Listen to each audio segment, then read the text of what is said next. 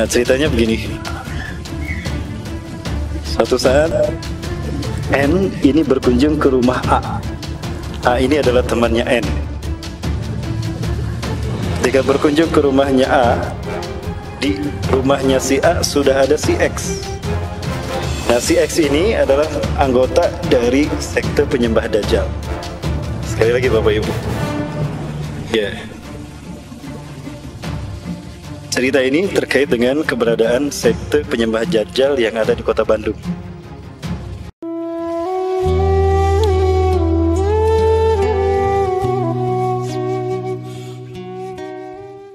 Salawat dan salam selalu dilimpahkan pada uswah dan qudwah kita Rasulullah Muhammad SAW, Nabi dan Rasul yang diutus ke tengah kita, yang kita yakini setiap apa yang dikatakannya benar.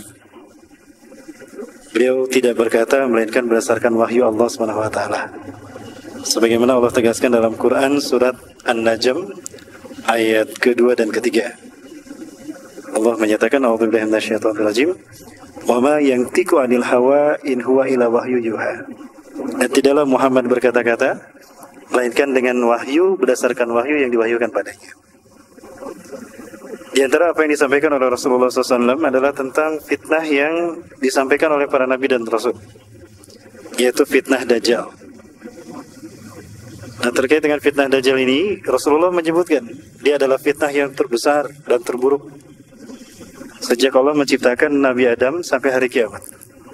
Sebagaimana dalam hadis yang tadi saya bacakan, saya temukan di dalam kitab Ensiklopedia Akhir Zaman, ya, karya Dr. Muhammad Ahmad Al-Mubayyad dari Timur Tengah, dari Syam. Beliau menukilkan hadis itu, di mana Rasulullah SAW menyatakan, "Ma baina khalqu Adama illa qiyamis-sa'ah fitnatun akbar minad Dajjal." Tidak ada satu fitnah pun sejak Allah menciptakan Nabi Adam sampai hari kiamat, satu fitnah yang lebih besar dari fitnah Dajjal. Walaqad anzarul anbiya wa rasulu anhu qaumahum. Dan sungguh para nabi dan rasul semuanya pernah menyampaikan kepada umatnya tentang bahaya fitnah ini. Kama anzaranu qaumahum anhu. Sebagaimana Nuh mengingatkan kaumnya tentang bahaya fitnah Dajjal ini. Nah, namun ada hal yang menarik terkait dengan hadis Rasulullah ini. Rasulullah SAW mengatakan ada satu hal terkait dengan Dajjal yang mana para nabi dan rasul tidak menyampaikannya. Artinya cuma Rasulullah yang menyampaikannya. Rasulullah SAW mengatakan, "Innahu a'war, wallahu laysa bi'awar." Sesungguhnya dia a'war dan Allah tidak a'war. Maksud dari kalimat ini menggunakan waw ataf antara dia yang a'war dan Allah yang tidak a'war. Innahu a'waru wallahu laysa bi'awar. Sesungguhnya dia pecak sebelah matanya dan Allah tidak pecak. Menggunakan waw ataf. Nah, menariknya Rasulullah SAW mengatakan dengan kalimat tadi, waw ataf di sini salah satu fungsinya selain dari menyambungkan dua kalimat menjadi satu atau dua subjek menjadi satu, itu juga bersifat mensejajarkan. Artinya bahwa akan ada sosok manusia di akhir zaman yang pecak sebelah mata kanannya dan dia mengaku Allah, sementara Allah kalian tidak pecak. Nah, maksudnya demikian. Ini salah satu takwil yang dikemukakan oleh salah seorang ulama dalam kitab hadisnya. Salah satunya adalah Imam Ibnu Katsir Al-Hafiz yang menukilkan hadis ini di dalam kitabnya An-Nihayah fil Fitan wal Malahib. Bapak Ibu rahmati Allah, salah satu hal yang juga diungkapkan terkait dengan Dajjal ini di dalam bukunya Muhammad Isa Daud, Dajjal akan muncul di segitiga bermuda, itu disebutkan bahwa keduanya pernah bertemu di segitiga bermuda. Ya, menurut Muhammad Isa Daud dalam bukunya itu, bahwa di sana ada singgasana iblis yang terbuat dari cahaya, di mana 2/3-nya di bawah permukaan air, 1/3-nya di atas permukaan air. Qadarullah setelah Samiri, tanda petik, yang diyakini oleh beliau, salah satunya diduga kuat bahwa itu adalah Dajjal. Samiri ini sampai di segitiga bermuda dan dia bertemu dengan iblis yang ada di sana. Pertemuan itu disambut dengan sangat gembira oleh iblis yang di dalam salah satu kitab karya Ibnu Katsir disebutkan bernama Ajazil. Walaupun nama ini konon ada ulama menyebutnya Israiliyat. Bernama Ajazil. Nah, di dalam pertemuan itu ada 3 hal yang kemudian dibahas oleh mereka. Yang pertama, mereka bertekad untuk menghancurkan Islam dan kaum muslimin. Annahuma ya'taqidan ayyahlikal islama wa ummatah. Mereka berkeyakinan dan bertekad untuk menghancurkan Islam dan kaum muslimin. Yang kedua, kedua-duanya bertekad untuk memperburuk citra Allah di hadapan manusia dan mengatakan kalau Allah ini sudah tua renta, makanya banyak berbuat kesalahan. Nah, yang ketiga, menurut klaim mereka, kesepakatan mereka di dalam buku Muhammad Isadaun ini, Dajjal akan muncul di segitiga bermuda. Dikatakan juga yang ketiga bahwa mereka akan menjadikan bangsa Yahudi sebagai bangsa pilihan. Bangsa pilihan mereka, bukannya umat Islam yang memiliki sifat-sifat buruk. Nah, 3 hal inilah yang kemudian mereka wujudkan melalui agen-agen mereka. Menarik dari apa yang disampaikan tadi oleh Muhammad Isa Daud, Bapak Ibu yang dirahmati Allah, saya mengkaji satu penjelasan di dalam tafsir Ibnu Katsir terkait dengan firman Allah surat Al-A'raf ayat ke-16. Yang ayat ini selalu menjadi kita rujukan, kita jadikan sebagai rujukan ketika kita membahas tentang propaganda iblis dan Dajjal di muka bumi. Di dalam ayat ini yang Bapak Ibu saksikan terdapat 2 kata atau 2 frase yang saya garis bawahi, 2 jumlah yang saya garis bawahi. Yang pertama kalimat aghwaytani. Yang pertama adalah kitab aghwaytani. Yang kedua kalimat siratal mustaqim. Ya. Nah, yang pertama di dalam ayat surat Al-A'raf ayat ke-16. Di sana ada kalimat A'udzubillahi minasyaitonirrajim. Qala, iblis berkata, "Fabima aghwaytani, karena engkau telah menghukum aku tersesat. Perbuatanku tidak mau sujud kepada Adam ketika engkau perintahkan kepadaku, engkau hukum sebagai kesesatanku, aku terima." Ya. Kemudian dia mengatakan, "La aqudanna lahum siratal mustaqim." Sungguh aku akan menghalangi manusia dari siratal mustaqim, siratal mustaqim, dari jalanmu yang lurus. Nah, di dalam ayat atau di dalam salah satu terjemahan yang digunakan oleh beberapa kitab terjemahan Quran hari ini, di sana tertulis kalimat terjemahan dari kalimat aghwaytani, yaitu menyesatkan aku. Dimana kalau kita baca dari awal, iblis menjawab, karena engkau telah menyesatkan aku. Nah, di sana ada kata-kata aghwaytani, menyesatkan aku.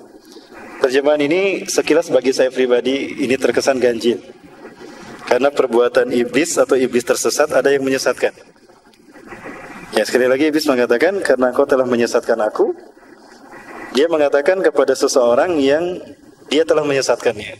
Maka persepsi ini menganggap seolah-olah Allah yang menyesatkan iblis. Nah, ini terjemahan yang menurut saya harus kita perbaiki. Adapun terjemahan yang menurut saya pas adalah ada kalimat, karena engkau telah menghukum saya tersesat.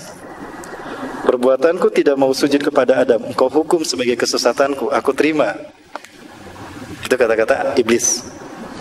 Nah, lalu yang kedua, iblis mengatakan, la aku dan lahum siratal mustaqim. Maka sungguh aku akan menyesatkan mereka dari jalanmu yang lurus. Nah, selama ini kalimat siratal mustaqim memang kita pahami jalan yang lurus. Dari segi bahasa memang itu artinya, tidak salah. Namun dari segi makna, dari segi istilah, apakah itu yang dimaksudkan Ajazil? Sepertinya bukan.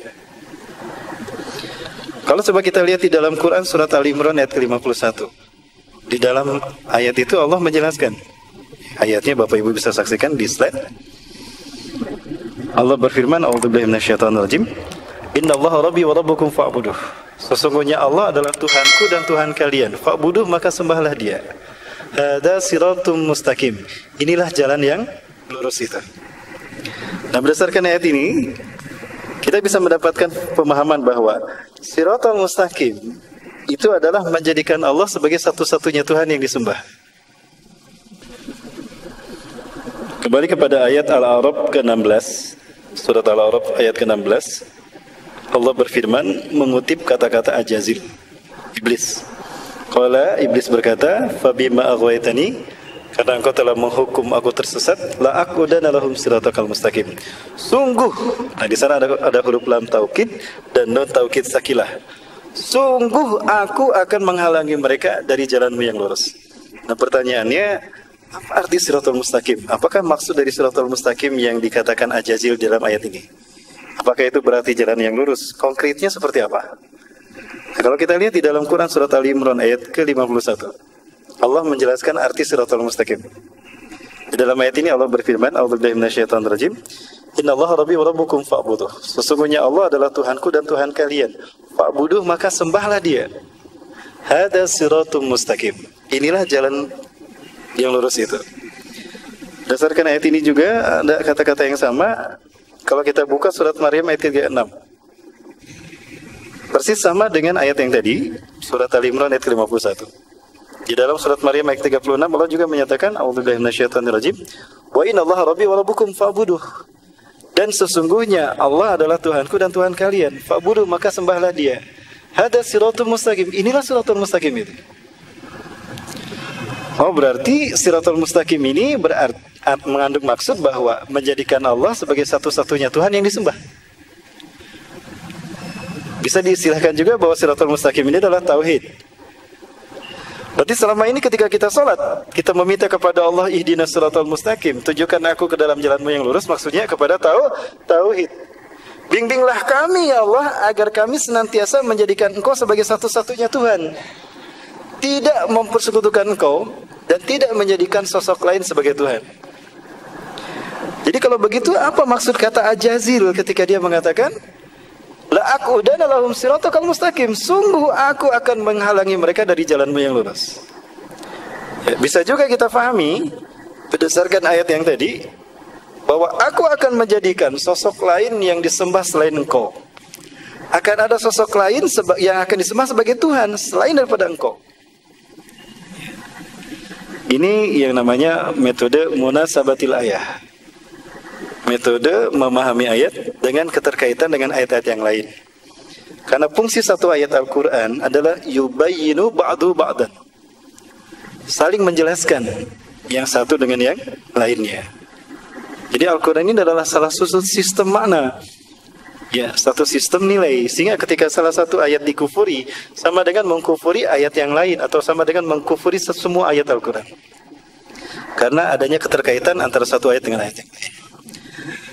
Bapak Ibu yang dirahmati Allah, saya ingin bercerita tentang sebuah pengalaman.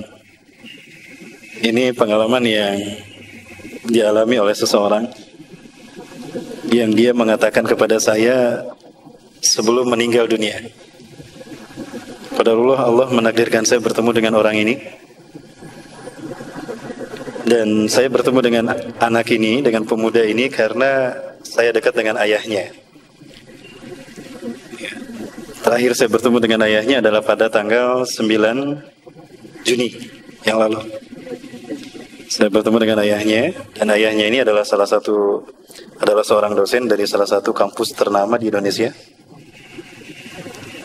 Dan ayahnya ini adalah seorang arsitek yang banyak memberikan penguatan kepada saya terkait dengan ceramah-ceramah saya selama ini terkait dengan hal-hal yang bersifat bau arsitektur. Qadarullah, saya diperkenalkan dengan putra sulungnya, dan putra sulungnya ini sempat saya saksikan mengalami penyakit yang berat sampai meninggal dunia. Nah, apa yang beliau saksikan, apa yang beliau ceritakan, para sekalian yang dirahmati Allah, satu kesaksian dari beliau sendiri, walaupun agak berat untuk menyampaikannya, karena pasti berita ini tidak akan membuat orang mudah percaya. Beliau bukan percaya saja, tapi beliau hakul yakin karena mengalaminya sendiri. Terkait dengan putra sulungnya yang berinisial N. Satu peristiwa besar terjadi kepada putra sulungnya yang berinisial N ini. Ketika N ini sekolah di sebuah pesantren terkenal di kota Bandung. Saat itu kelas 10. Artinya baru tahun pertama N berada di sekolah itu. Sekali lagi Bapak Ibu kita catat, ini sebetulnya ada pesan tertulisnya tapi ada di HP istri saya, di HP saya. HP-nya ada di istri saya ini. Mana istri saya? Ya. Baik, tapi saya masih hafal ceritanya Bapak Ibu. Nah, ceritanya begini. Suatu saat N ini berkunjung ke rumah A. A ini adalah temannya N. Ketika berkunjung ke rumahnya A, di rumahnya si A sudah ada si X. Nah, si X ini adalah anggota dari sekte penyembah Dajjal. Sekali lagi Bapak Ibu. Ya. Cerita ini terkait dengan keberadaan sekte penyembah Dajjal yang ada di kota Bandung. Nah, kemudian si X ini melakukan berbagai macam atraksi yang membuat kagum si A dan si N. Salah satu atraksi yang diperlihatkan, si X ini memperlihatkan saku bajunya yang kosong. Dia perlihatkan satu bajunya yang kosong. Lalu dia keluarkan kedua tangannya. Lalu dia berbicara, sekarang akan saya keluarkan uang dari saku saya yang tadi kalian lihat kosong. Lalu dia memasukkan kedua tangannya. Dia menggerak-gerakkan kedua tangannya di saku yang kosong tadi. Maka dia keluarkan tangannya yang sudah menggenggam uang sejumlah 2 juta rupiah dalam potongan 50 ribuan, yang mana uang tadi sudah dibentuk sedemikian rupa berbentuk segitiga. Ya, jangan alergi mendengar segitiga ya Bapak Ibu. Sekali lagi, segitiga milik siapapun, termasuk milik tukang bacang. Ya, tukang bacang boleh membentuk bacangnya segitiga dan tidak tersesat dan tidak gagal akidahnya kalau dia membentuk bacang dengan membentuk segitiga. Baik. Hal itu membuat terkejut si A dan si N.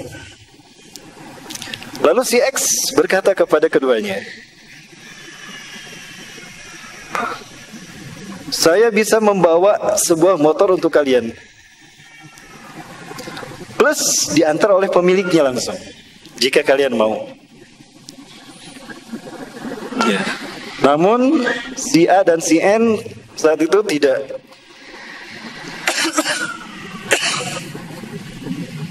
menolak kepenasarannya, kalau tidak salah begitu. Maka kemudian datanglah orang tadi membawa motornya, dan ini motornya diberikan kepada si X. Itu terjadi. Nah, banyak hal dikemukakan oleh si X kepada si A dan si N yang membuat keduanya tertarik. Nah, lalu si X menawarkan kepada mereka berdua, aku bisa memberikan dan memperlihatkan sesuatu yang lebih daripada ini.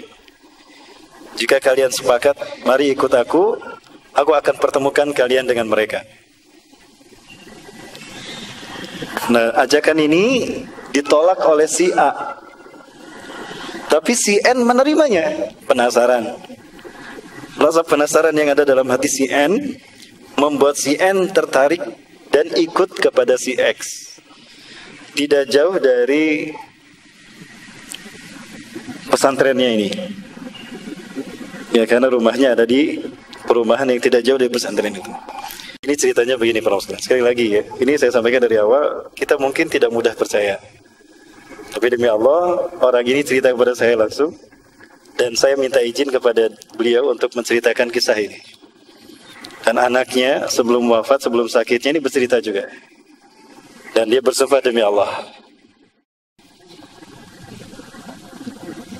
Bayangkan Bapak Ibu, ketika si N berada di pesantren sekalipun, tidak lantas dia selamat dari propaganda aliran-aliran sesat seperti ini, yang notabene terkait dengan fitnah Dajjal, yang intinya ingin menyesatkan manusia dari tauhid, dari siratal mustaqim. Nah, kemudian cerita berlanjut. Orang-orang di kiri kanan itu memegang tangan kanan dan tangan kiri si N. Lalu ritual itu dilanjutkan dengan ritual meminum darah aborsi. Dan ini yang saya sampaikan. Cerita ini disampaikan oleh beberapa orang yang ex pengikut gerakan ini, yang dia sekarang masih hidup. Mereka masih hidup sekarang. Tapi saya yakin mereka dihantui oleh perasaan yang sama dengan apa yang dialami oleh si N. Lama si N berada dalam gerakan tadi, dia merasa berubah. Seolah ada kemampuan supranatural yang dimilikinya. Salah satunya, si N cerita kepada saya. Sebelum saya meruqyah dia. Ya. Kalau dia bisa mengetahui apa yang akan dilakukan oleh seseorang. Tidak jauh dari tempat kita ini, ada satu peristiwa di mana si N itu bisa mengetahui ada seorang pencuri yang akan mencuri ke sebuah toko di tempat itu. Maka saya berlari kencang. Dengan seketika saya berlari kencang dan sampailah saya menangkap tangan si pencuri tadi. Alhamdulillah pencuri itu tidak jadi mencuri. Tapi dia memegang pisau benda tajam yang lalu dia tusukkan ke tubuh saya. Saya kaget ketika saya menyaksikan tubuh saya kebal, tidak terkena. Walaupun ditusuk, tapi tusukan itu tidak mempan. Menusuk ke perut saya, tapi dia dicabut, kemudian normal kembali. Saya tidak percaya dengan apa yang saya alami, tapi itu yang terjadi. Maka dalam waktu singkat si pencuri ini berjongkok dan meminta ampun kepada saya, kata si N. Orang-orang menyaksikan peristiwa itu, maka si N menyuruh pencuri tadi pergi.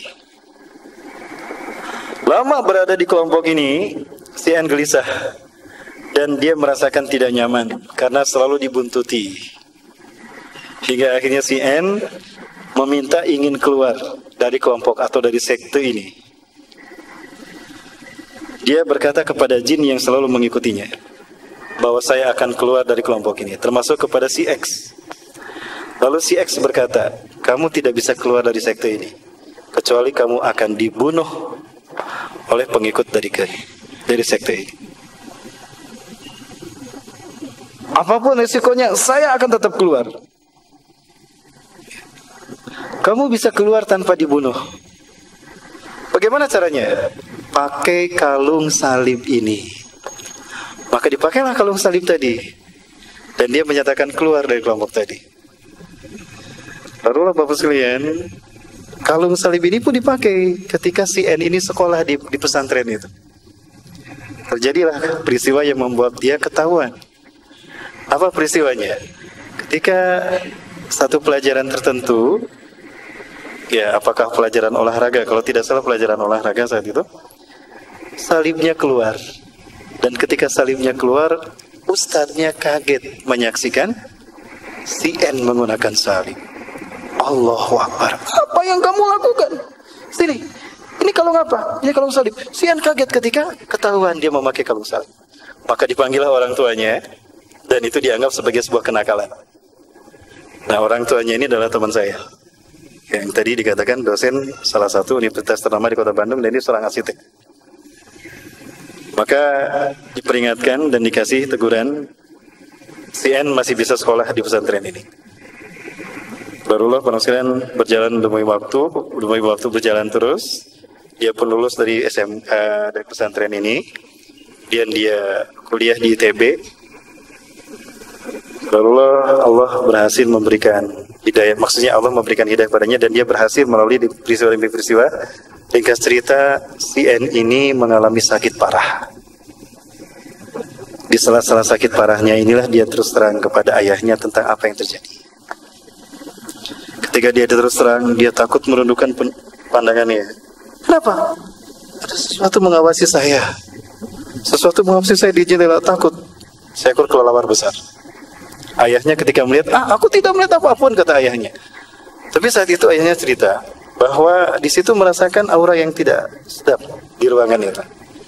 Maka aku, kata ayahnya, maka saya memegang ubun-ubun anakku ini dan aku meruqyahnya.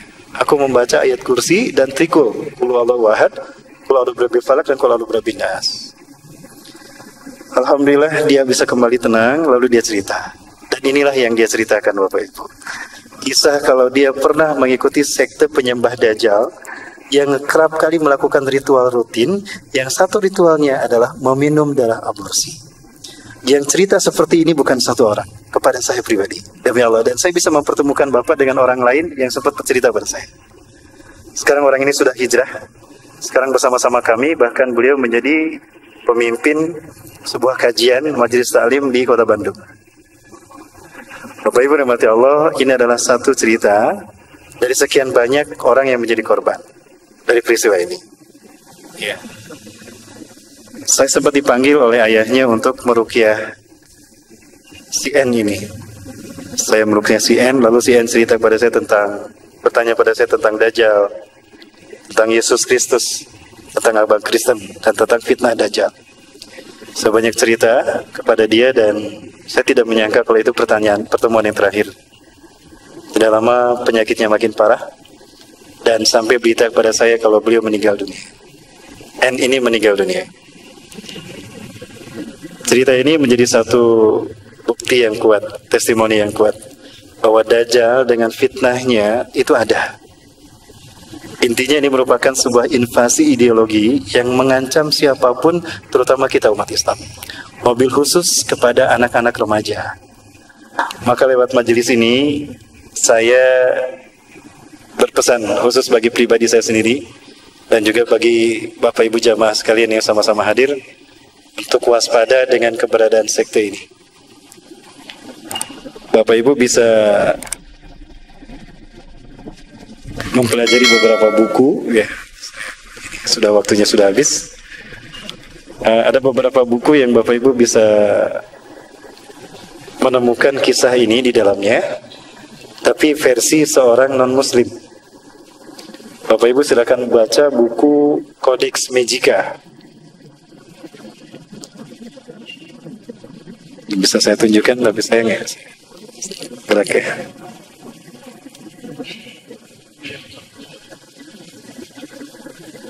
Di dalam buku ini Bapak Ibu bisa menemukan cerita persis seperti apa yang saya sampaikan, tapi versi mereka dari seluruh dunia Bapak Ibu.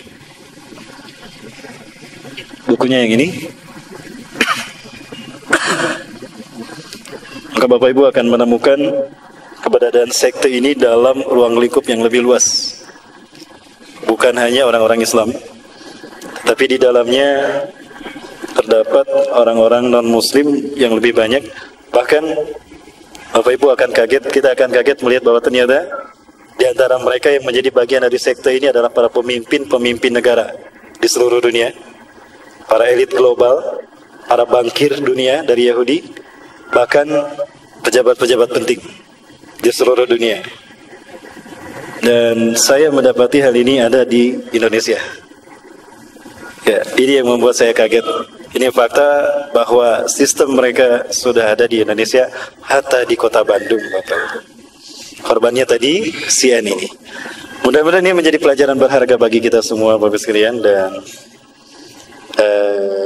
mudah-mudahan Allah Subhanahu wa taala membimbing kita untuk tetap istiqomah dengan tauhid kita, tidak tertipu dengan propaganda iblis dan dajjal, dan Allah bisa memperlihatkan kepada kita mana hak dalam wujud hak yang sesungguhnya, dan kita diberikan kekuatan untuk meninggalkan sejauh-jauhnya.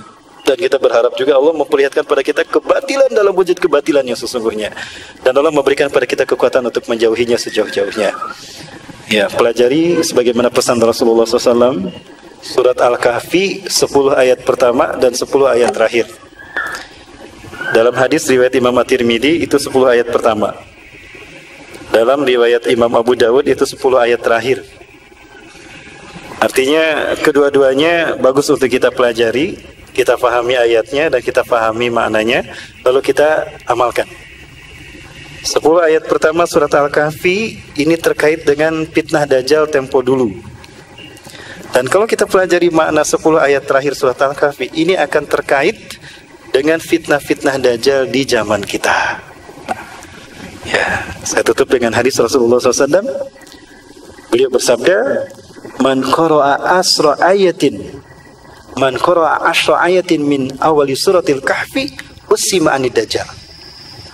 Barang siapa yang membaca, tentunya memahami dan mengamalkan 10 ayat pertama surat Al-Kahfi dalam riwayat Abu Daud, 10 ayat terakhir, usima anid dajjal, dia akan dilindungi, akan terlindung dari fitnah dajjal. Mudah-mudahan 20 ayat dari surat Al-Kahfi yang kita pelajari tadi akan membukakan mata batin kita, mata hati kita, dan mata pikir kita untuk melihat mana fitnah dajjal yang ada di sekitar kita. Mudah-mudahan dengan hal itu kita terhindar dari fitnah dajjal, dan kita pun akan terhindar dari dajjalnya itu sendiri. Demikian barangkali yang dapat saya sampaikan, lebih dan kurangnya mohon maaf. Yang benar dari Allah, yang salah dari kudapan saya pribadi dan saya beristighfar astagfirullahalazim. Ya, ini satu referensi lain, Bapak Ibu bisa baca juga 4 buku yang lain untuk menguatkan buku yang tadi. Yang paling atas ada buku Jionisme karya Jeta Maulani, dan saya pernah beberapa kali berguru pada beliau sampai beliau pun meninggal dunia. Yang di sebelah sini ya, itu ada buku The Diary of Dajjal. Ini adalah film yang dibukukan karya Noriega dan Arsenar, 2 muslim dari Amerika Serikat. Yang tengah tentang simbol-simbol Illuminati di Arab Saudi. Ya, jangan lekas bangga dengan Saudi Arabia, karena ada beberapa hal yang kita perlu cermati juga. Dan sebelah sebelah kiri layar itu ada buku Muhammad Isa Daud. Ini untuk menguatkan buku yang terakhir, ya, Codex Magica. Dan Bapak juga bisa memahami, bisa membaca kisah tentang Codex Alimentarius. Yang ini berbau tentang fitnah dajjal, propagandanya dalam bidang makanan dan obat-obatan. Suatu saat kita akan kaji tentang Codex Alimentarius jika Allah menakdirkan kita bertemu. Terima kasih Bapak Ibu sekalian yang dirahmati Allah, yang benar dari Allah, yang salah kudapan saya pribadi dan saya beristighfar astagfirullahaladzim. Dan Allah yakum. Assalamualaikum warahmatullahi wabarakatuh.